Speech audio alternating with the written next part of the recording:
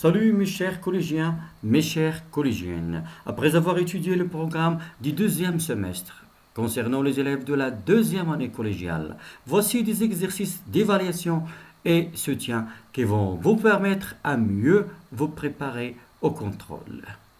Mais avant de commencer, s'il vous plaît, j'aimerais bien que vous preniez vos stylos et vos cahiers et s'exercer avec moi. Et avant de commencer, je vous rappelle, vous pouvez arrêter la vidéo et faire les exercices après voir la correction. Commençons par le premier exercice. Complète le tableau suivant. Énoncé.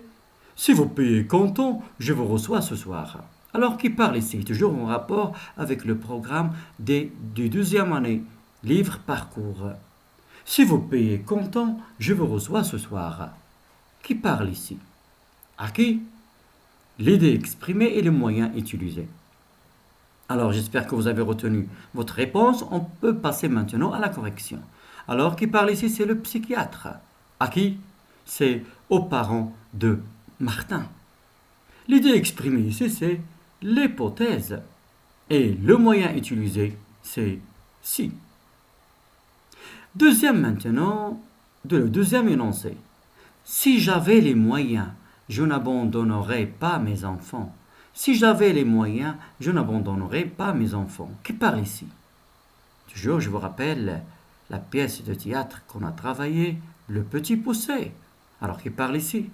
C'est le bûcheron. À qui? À sa femme. L'idée exprimée, toujours, on a l'hypothèse. Et le moyen utilisé, c'est si.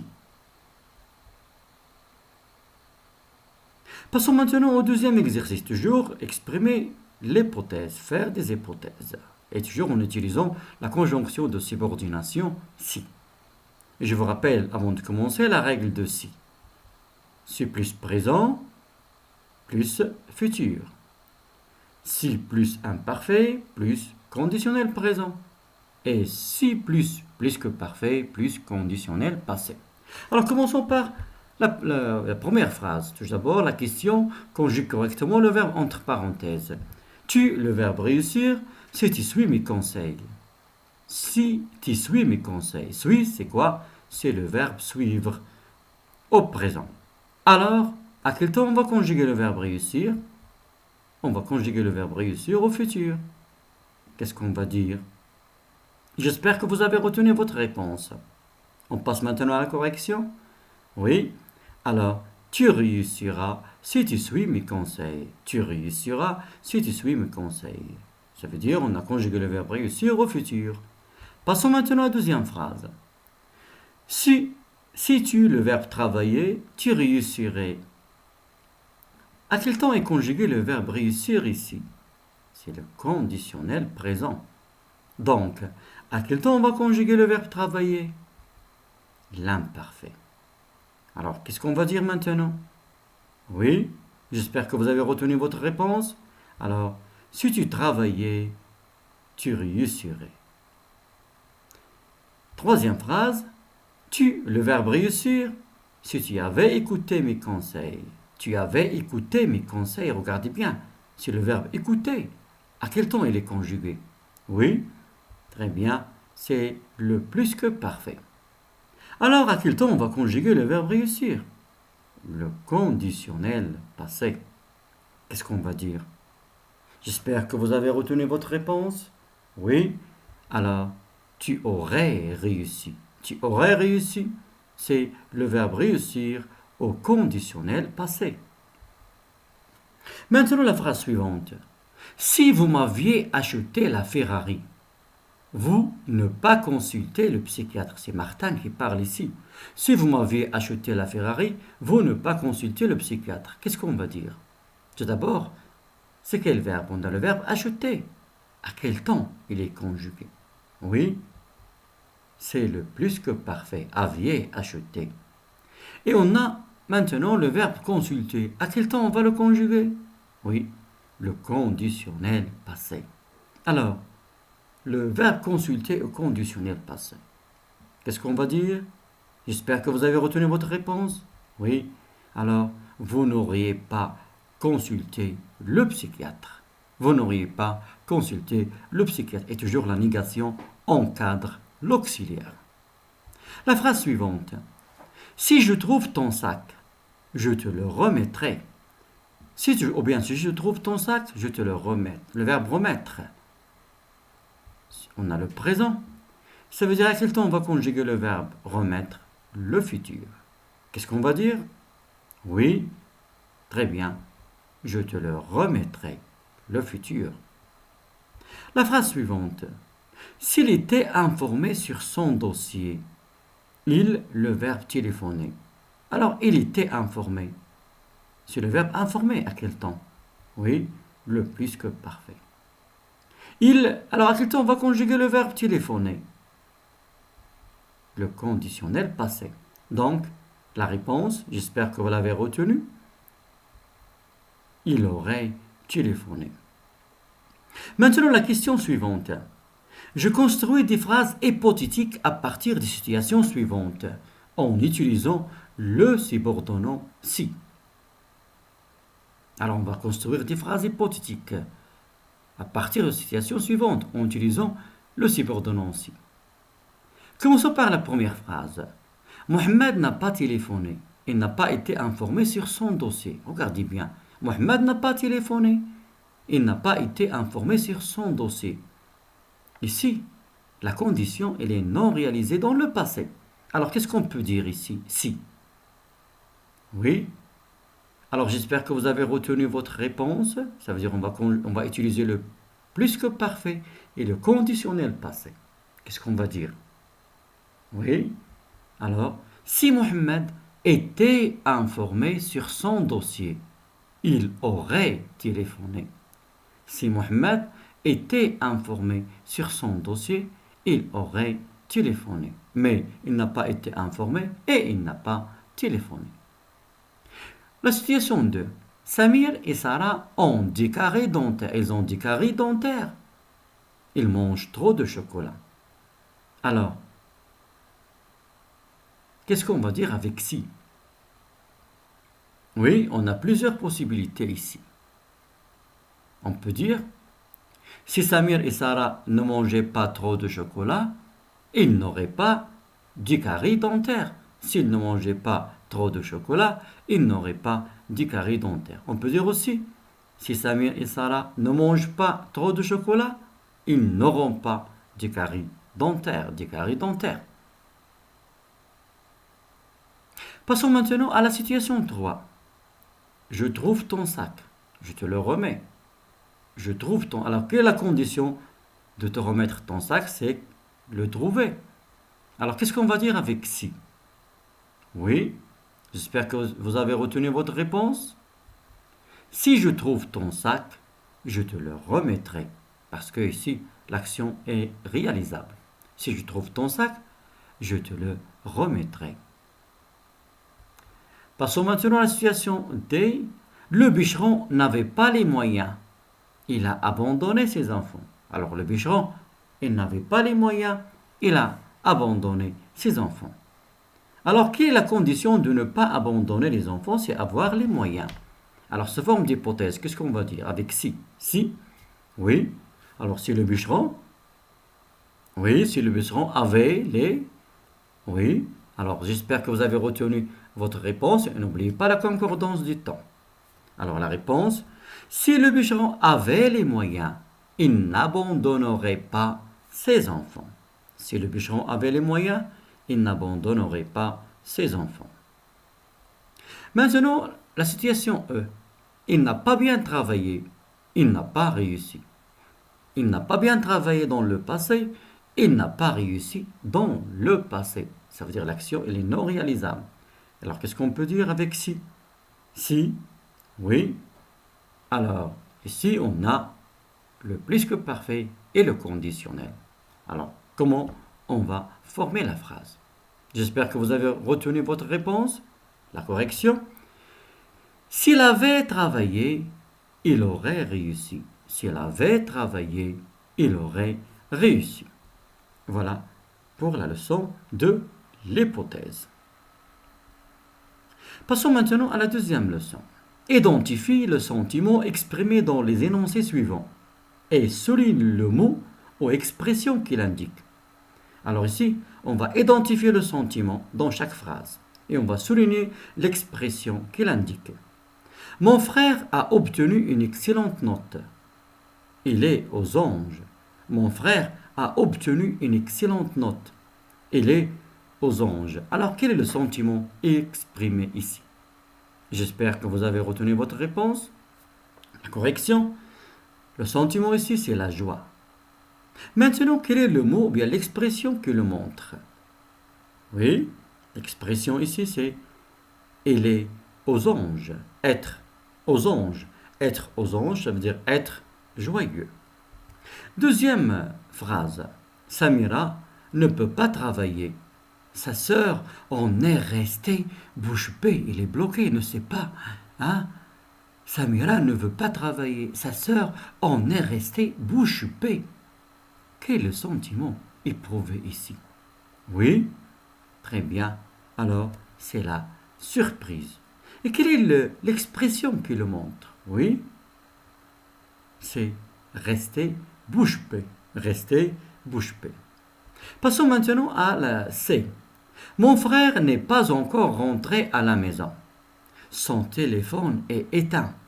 Toute la famille se range les sangs. Mon frère n'est pas encore rentré à la maison. Son téléphone est éteint. Toute la famille se range les sangs. Alors, regardez bien, ton frère n'est pas revenu à la maison. Son téléphone est éteint. La famille se range les sangs. Ça veut dire quoi? Le sentiment ici, c'est la peur, la panique. On a peur. Hein? Ton frère n'est pas encore revenu. Alors, le sentiment, c'est la peur, la panique. Et quelle est l'expression qui le montre ici? Oui, c'est se range les sangs.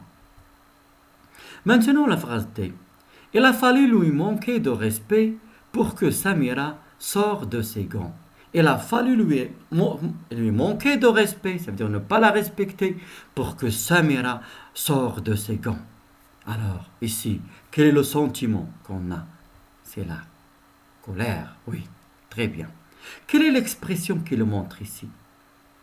C'est sortir de ses gants. Sortir de ses gants, ça veut dire être en colère. Maintenant, la phrase E. Suite à un geste impoli de mon frère, mon père fait les gros yeux. Ça veut dire mon petit frère, il a fait un geste impoli, mon père fait les gros yeux. Ça veut dire quoi? Le sentiment ici?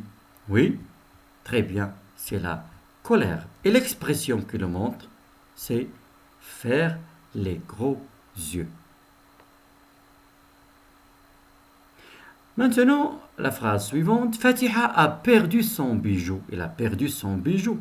Imaginez avec moi que vous avez perdu quelque chose. Il a une boule dans la gorge. Il a une boule. Est-ce que vraiment il a une boule dans la gorge? Alors, quel est le sentiment éprouvé ici? Oui, très bien, c'est la tristesse. Et le mot qui le montre ici, c'est quoi? C'est avoir une boule dans la gorge. Alors, j'espère, mes chers, que vous avez compris maintenant le deuxième exercice. Passons au troisième exercice. Maintenant, fais parler les personnages à partir des situations suivantes. On va faire parler ces personnages. Qu'est-ce qu'ils vont dire? La première situation, un détective, un inspecteur de police, etc. Un détective interpelle ses collègues après avoir trouvé l'arme du crime. Il a trouvé l'arme du crime. Alors comment il va interpeller ses collègues pour leur dire de venir? Il a trouvé l'arme du crime. Oui? Alors à vous maintenant, si vous avez retenu votre réponse, on peut passer à un exemple de correction. Il peut dire, par exemple, « Hé, les amis, venez ici, j'ai trouvé l'arme du crime. »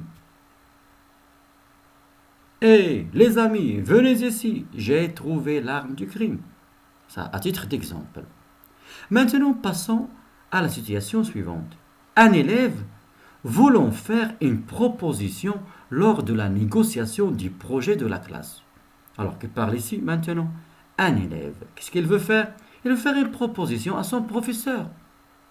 Lorsqu'ils vont discuter, négocier le projet de la classe, il veut faire une proposition. Alors comment il va interpeller son professeur? Oui, très bien. Il va dire, monsieur, s'il vous plaît. Alors, à vous maintenant. On peut dire, voilà un exemple. Monsieur, je peux faire une proposition à propos de notre projet? Excusez-moi, il faut ajouter. Oui, alors, je répète. Monsieur, je peux faire une proposition à propos de notre projet? Ou bien, s'il vous plaît, monsieur, j'ai une proposition. Vous voyez, il y a plusieurs façons pour interpeller et proposer. Maintenant, passons à la situation suivante. Un apprenant, ça veut dire un élève, interpelle son enseignant. Son enseignant, ça veut dire son professeur, pour lui poser une question. Alors pourquoi il va l'interpeller? C'est pour lui poser une question. Qu'est-ce qu'il va lui dire? Oui, j'espère que vous avez retenu votre réponse. Oui, un exemple, il peut lui dire, monsieur, je peux poser une question? S'il vous plaît, monsieur, j'ai une question, etc. Maintenant, un enseignant apostrophe avec fureur, il n'est pas content certains élèves perturbateurs qui font du bruit, du bavardage dans la classe. Alors comment l'enseignant ou bien le professeur, il va les apostropher avec fureur, il n'est pas content, il est en colère. Alors qu'est-ce qu'il peut dire? J'espère que vous avez retenu votre réponse. Oui, il peut dire par exemple, hé, vous là-bas, taisez-vous. Ou bien, silence. Maintenant, une femme interpelle son mari. Qui parle ici? Une femme. Elle va interpeller son mari. Et pourquoi? Il veut lui annoncer une bonne nouvelle. Alors comment une femme, elle va interpeller son mari pour lui annoncer une bonne nouvelle? À vous d'écrire maintenant. J'espère que vous avez retenu votre réponse. La correction, il peut lui dire, chérie, j'ai une bonne nouvelle à t'annoncer, par exemple. Je suis enceinte, etc. Chérie, j'ai une bonne nouvelle à t'annoncer. Passons maintenant à l'exercice suivant. Réécrire les phrases suivantes dans le registre courant. Réécrire les phrases suivantes dans le registre courant. On a déjà vu le registre de langue, familier, courant et soutenu. Alors, la première phrase. Mon pote, il fait un boulot super. Mon pote, il fait un boulot super. Alors, on a ici pote, boulot. Ça, c'est le langage familier. Qu'est-ce qu'on va dire dans le langage courant, ou bien le registre courant? Oui, j'espère que vous avez retenu votre réponse. Mon copain fait un super travail. Mon copain fait un super travail. Pote, ça veut dire copain. Et boulot, ça veut dire travail. B maintenant. Où t'as posé ton bouquin? Regardez bien. Où t'as posé ton bouquin? T'as, on n'a pas dit tu. Et bouquin. Qu'est-ce que ça veut dire? Bouquin. Alors, qu'est-ce qu'on va dire maintenant si on veut poser la question dans le langage courant? Oui, très bien. Où tu as posé ton livre? Où tu as posé ton livre? Le bouquin, ça veut dire le livre. On ne dit pas t'as, on dit tu as. Tu as. Dans le langage courant. Maintenant, montons dans ma bagnole. Hein? Montons dans ma bagnole. C'est quoi la bagnole? Oui, très bien. Alors, la phrase. Montons dans ma voiture. Montons, la bagnole, ça veut dire la voiture. Maintenant, la question était, arrête de rigoler. Tu m'as fichu une de ces trouilles. Arrête de rigoler, tu m'as fichu une de ces trouilles. Ici, qu'est-ce que ça veut dire rigoler? Rigoler, c'est le langage familier. Et tu m'as fichu une de ces trouilles, c'est le langage familier. Mais qu'est-ce que ça veut dire? Rigoler, ça veut dire arrête de rire. Et tu m'as fichu une de ces trouilles, ça veut dire tu m'as fait peur. C'est qui veut aller au cinéma? C'est qui veut aller au ciné? Ici, c'est le langage familier. Qu'est-ce qu'on va dire au langage courant? Oui, j'espère que vous avez retenu votre réponse. La correction maintenant. Qui est allé au cinéma? Qui est allé au cinéma? Et toujours avec toujours le registre de langue. On va essayer de compléter le tableau suivant. Alors on a travail dans le langage, la langue courante, ouvrage dans la langue soutenue. Alors j'espère que vous allez arrêter la vidéo, faire l'exercice. Après, on passe à la correction. Alors si vous avez fini, on passe à la correction. Alors, on a dans la langue courante travail. Dans la langue familière, boulot, déjà on avait boulot. Et dans la langue soutenue, on dit emploi. Ouvrage, c'est la langue soutenue. La langue courante, c'est livre. Et familier, bouquin. Piquer, piquer mon argent dans la langue familière. Et, ou bien dans le langage familier.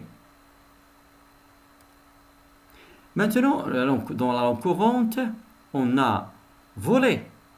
Et la langue soutenue, il y a dérobé ou bien cambriolé. Maintenant, copain, c'est la langue courante. Pote, dans le langage familier. Et dans le langage soutenu, on dit camarade. Automobile, c'est le langage soutenu.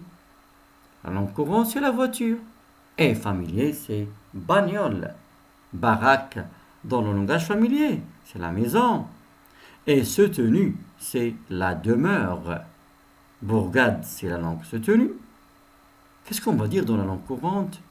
Village. Et dans la langue familière, bled.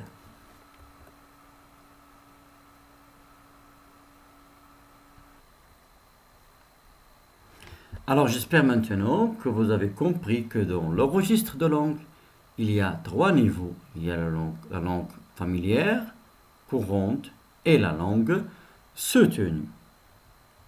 Passons maintenant à l'exercice suivant.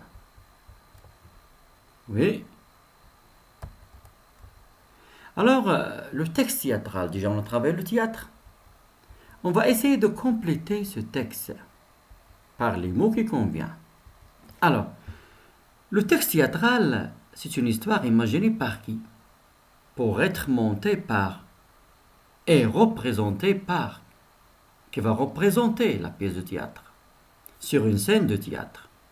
Une pièce de théâtre est souvent divisée. À quoi elle est divisée? Et chaque peut lui-même être divisé. À quoi? Le texte théâtral est essentiellement constitué de quoi? On parle de, pour chaque prise de parole, des. Alors j'espère que vous avez essayé de faire et de compléter le texte. Passons maintenant à la correction. Alors le texte théâtral, c'est une histoire imaginée par un dramaturge, celui qui va écrire la pièce. Pour être monté par, qui va monter la pièce, c'est le metteur en scène, et qui va représenter la pièce par des comédiens sur une scène de théâtre. Une pièce de théâtre est souvent divisée en quoi? Une pièce de théâtre est divisée en actes. Et chaque acte peut lui-même être divisé en scènes. Le texte théâtral est essentiellement constitué de quoi? De dialogue.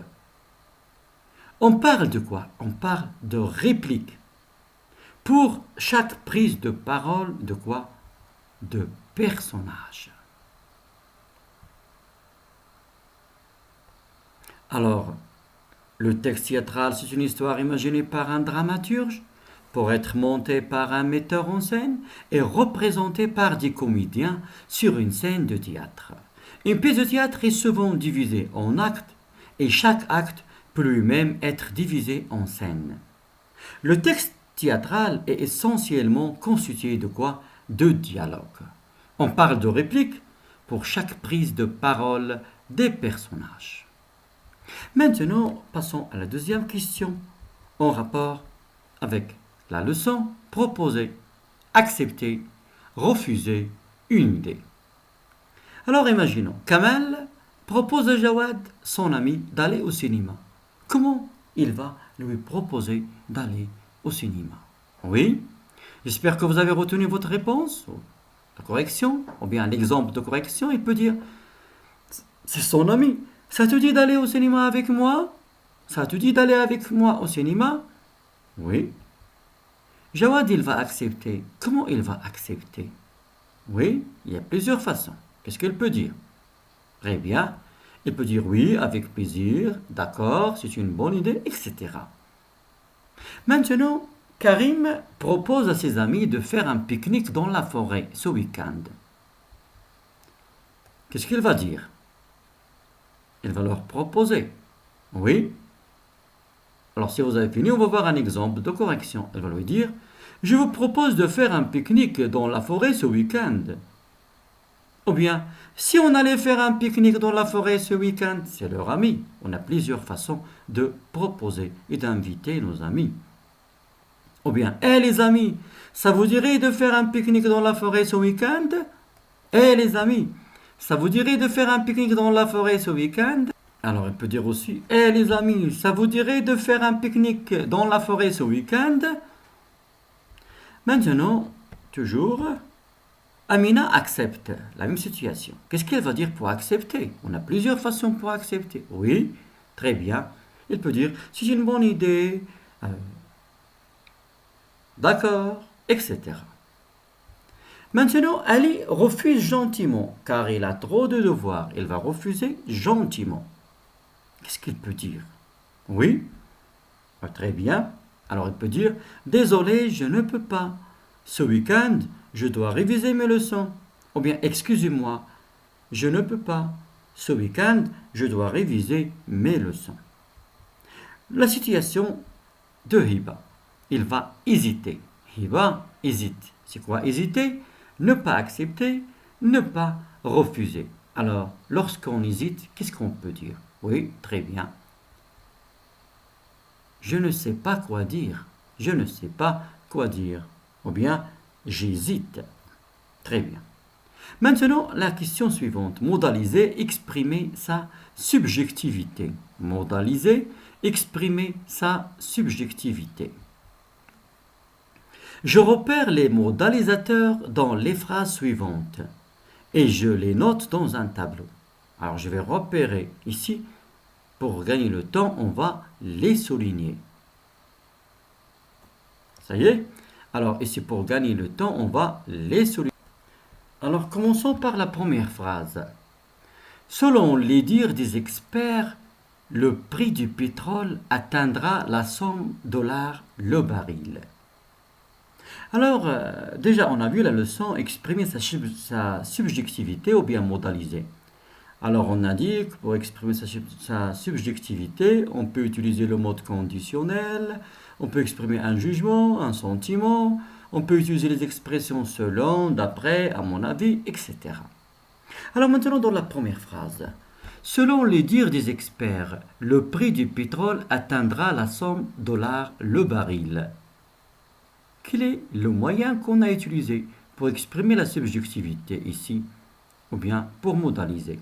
Oui, très bien, c'est très bien. Deuxième phrase maintenant. Le sujet de l'examen portera certainement sur le conflit arabo-israélien. Le sujet de l'examen portera certainement sur le conflit arabo-israélien. Regardez bien. Je suis sûr ici.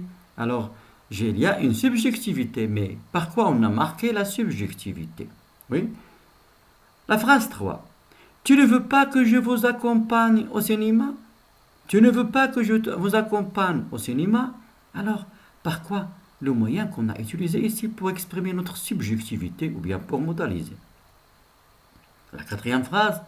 La brillante prestation du candidat lui a valu les encouragements du juré. Déjà, alors regardez bien.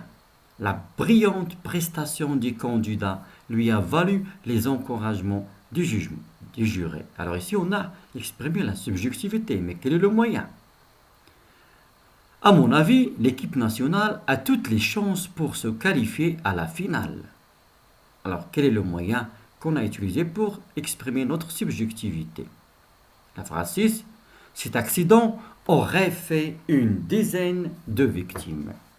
Alors, dans la première phrase, quel est le moyen qu'on a utilisé pour modaliser? Oui, très bien. Alors, c'est selon les dires. Selon les dires. Voilà, on a pris une position par rapport à ce qu'on a dit. C'est pas nous, mais selon les dires des experts.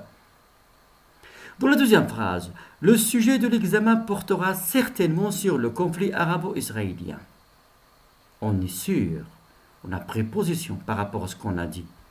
Alors, on a exprimé notre subjectivité, certainement. La troisième phrase, tu ne veux pas que je vous accompagne au cinéma? Ici, on a utilisé le verbe vouloir pour exprimer notre subjectivité. La brillante prestation, déjà on a exprimé un jugement sur la prestation, elle est brillante. Alors voilà le moyen qu'on a utilisé pour exprimer notre subjectivité. À mon avis, l'équipe nationale a toutes les chances pour se qualifier à la finale. À mon avis. Ah, ici, il y a la subjectivité, c'est à mon avis. Ah. Cet accident aurait fait une dizaine de victimes. Ici, on a utilisé le mode conditionnel. Aurait fait, on a conjugué le verbe au mode conditionnel. Passons maintenant aux phrases suivantes. Ton père devra avoir beaucoup d'argent. Ton père devra avoir. Qu'est-ce qu'on a utilisé ici pour modaliser? Oui, la réponse, très bien, c'est le verbe devoir. Maintenant, la huitième question. Hélas, comment nourrir nos 5 enfants? Le bûcheron qui parle. Il y a un sentiment ici. Qu'est-ce qu'on a utilisé? Oui, très bien. Hélas. Hélas. Maintenant, neuvième question. La masure du bûcheron était blanchâtre. La masure du bûcheron était blanchâtre. Alors, qu'est-ce qu'on a utilisé pour exprimer notre subjectivité? Oui, très bien. On a la masure. Ça veut dire, c'est pas une vraie maison. Déjà, c'est un jugement péjoratif. Hein? La masure, c'est pas une vraie maison, c'est une modeste maison du bûcheron. Était blanchâtre, c'est pas vraiment une vraie couleur blanche, mais blanchâtre. Hein? Alors voilà, on a exprimé notre subjectif, on a donné un jugement. La masure est blanchâtre. À mon avis, le bûcheron ne doit pas abandonner ses enfants. À mon avis, le bûcheron ne doit pas abandonner ses enfants. Qu'est-ce qu'on a utilisé pour marquer notre subjectivité? Il y a à mon avis. Maintenant, le bûcheron devrait garder ses enfants. Devrait garder ses enfants. Il y a le mode conditionnel et aussi le verbe devoir. La dernière phrase, sans doute le bûcheron va garder ses enfants à la fin, car maintenant ils sont riches. Sans doute le bûcheron va garder ses enfants à la fin, car maintenant ils sont riches. Quelle expression qu'on a utilisée pour modaliser, pour exprimer notre subjectivité? Oui, très bien, c'est sans doute. Maintenant, pour les métiers de théâtre, trouve le métier. Celui qui a écrit la pièce, comment on l'appelle? Très bien. Alors c'est le dramaturge. Celui qui vend les billets de théâtre, guichetier. Ceux qui font apparaître et disparaître les décors de la pièce, les machinistes. Ils jouent un rôle dans une pièce de théâtre. Comédien. Il remplace un comédien en cas de besoin. Doublure. Il s'occupe des accessoires de la pièce. Accessoiriste. Il confectionne des fausses barbes aux perruques. Perruquier ou bien coiffeur. Il s'occupe de l'éclairage et la lumière de la pièce. Éclairagiste. Il s'occupe du jeu des acteurs. Metteur en scène. Il place les spectateurs et veille à ce que tout se passe bien.